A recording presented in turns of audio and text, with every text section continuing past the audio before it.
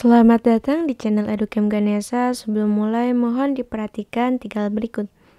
Yang pertama, jangan lupa untuk berdoa. Kedua, meminta file kepada admin. Dan yang terakhir, melakukan evaluasi ulang sebagai daya ingat.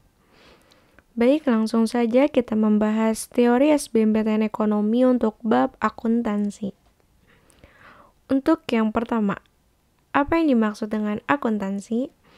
Akuntansi memiliki pengertian secara umum yaitu suatu proses mencatat, meringkas, mengklasifikasikan, mengolah, dan menyajikan data transaksi serta berbagai aktivitas yang berhubungan dengan keuangan, sehingga informasi tersebut dapat digunakan oleh seseorang yang ahli di bidangnya dan menjadi bahan untuk mengambil suatu keputusan.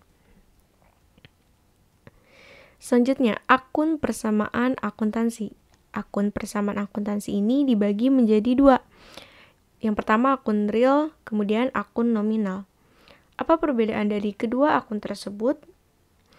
Untuk yang akun real, terdapat harta, di mana tetapnya itu sebagai perlengkapan, piutang dagang, surat berharga, dan kas. Kemudian, utang lancarnya ada gedung, peralatan, mesin, kendaraan, dan biaya tidak berwujudnya, trademark, lisensi, dan hak cipta. Kemudian ada utang. Kemudian utang lancarnya itu seperti utang pajak, utang dagang, utang gaji, utang bunga. Kemudian jangka panjangnya itu ada utang hipotek, cicilan, utang obligasi, serta utang bank. Dan yang terakhir modal. Modalnya terdiri dari FRIP, modal kepemilikan, serta modal persekutuan. Kemudian ada akun nominal. Akun nominal ini terdiri dari pendapatan serta beban atau biaya. Nah, biasanya ini contohnya kayak beban telepon, beban gaji, serta beban penyusutan. Selanjutnya jurnal khusus.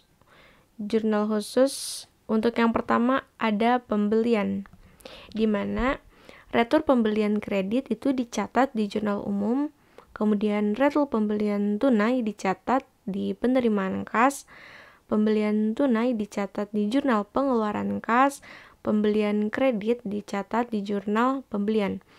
Sedangkan untuk penjualan ini, ketika retur penjualan kredit itu dicatat di jurnal umum. Kemudian retur penjualan tunai dicatat di jurnal pengeluaran kas. Kemudian penjualan kredit dicatat di jurnal penjualan. Dan yang terakhir, penjualan tunai itu dicatat di jurnal penerimaan kas. Bagaimana siklus tahap pencatatannya? Untuk yang pertama, tahap pencatatan, yaitu mencatat transaksi keuangan ke dalam jurnal yang dicatat sesuai kronologis atau tanggal pada bukti transaksi. Kemudian diinput ke dalam buku besar. Kedua ada tahap pengiktisaran, di mana meliputi pembuatan jurnal penyesuaian, neraca saldo, jurnal penutup, jurnal pembalik, dan cara saldo setelah penutupan. Dapat juga menggunakan alat bantu kerja, yaitu worksheet. Yang ketiga ada tahap pelaporan, di mana saldo akhir dari setiap akun akan dilaporkan tersendiri. Dokumen ini digunakan sebagai laporan keuangan. Selanjutnya, akuntansi jasa. Yang pertama ada pencatatan transaksi, di mana pencatatan transaksi ini ada pencatatan ke jurnal umum serta pencatatan ke buku besar.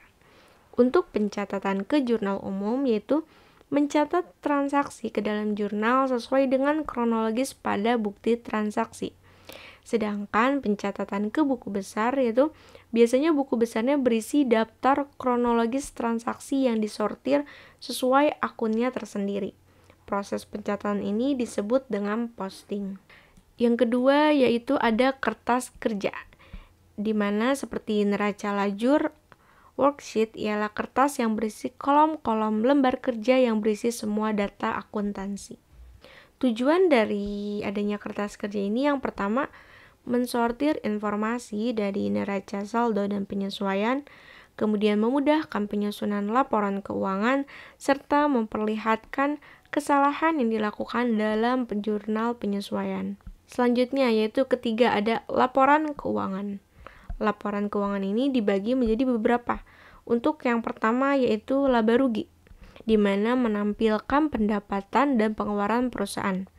Kedua ada perubahan modal, yaitu perubahan modal setelah dipengaruhi laba, rugi, serta pengambilan milik pribadi. Ketiga ada neraca, terdiri dari aktiva, kewajiban dan modal. Kemudian ada arus kas, yaitu berisi penerimaan dan pengeluaran kas selama satu periode. Selanjutnya ada penyusunan laporan keuangan, di mana laporan ini berisi laporan seperti laba rugi, laporan perubahan modal, penyusunan neraca, dan penyusunan laporan arus kas.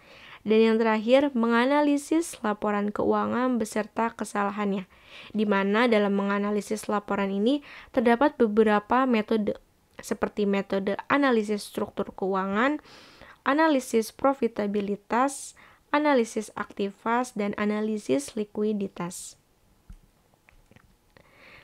Selain itu, adanya akuntansi dagang.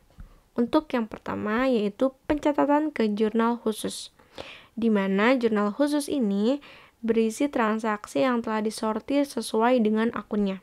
Jenis-jenis akuntansi dagang yang pertama ada jurnal pembelian, kedua ada jurnal penjualan, di mana jurnal penjualan ini terdiri dari jurnal penerimaan kas, jurnal pengeluaran kas, serta jurnal khusus.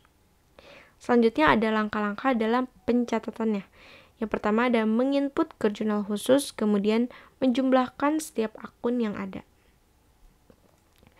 Selanjutnya, kedua yaitu memposting ke buku besar, di mana di buku besar ini ada buku besar utama serta buku besar pembantu.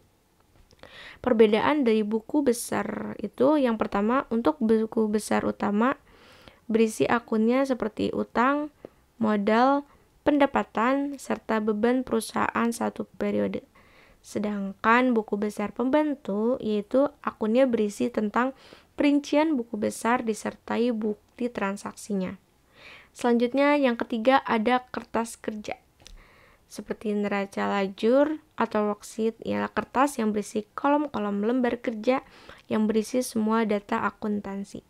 Tujuan diadakannya ini yang pertama mensortir informasi dari neraca saldo dan penyesuaian, kemudian memudahkan penyusunan laporan keuangan, dan yang terakhir memperlihatkan kesalahan yang dilakukan dalam jurnal penyesuaian. Selanjutnya akuntansi dagangnya yang keempat yaitu menyusun laporan keuangan. Untuk laporan laba rugi terdapat beban umum dan beban penjualan, di mana beban umum ini tidak berhubungan dengan penjualan, sedangkan beban penjualan ini berhubungan dengan penjualan tersebut.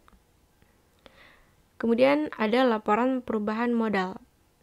Untuk modal akhir rumusnya itu modal awal dikurangi FRIP ditambah laba, sedangkan modal akhir yaitu modal awal dikurangi FRIP dikurangi rugi. Dan yang terakhir ada laporan neraca.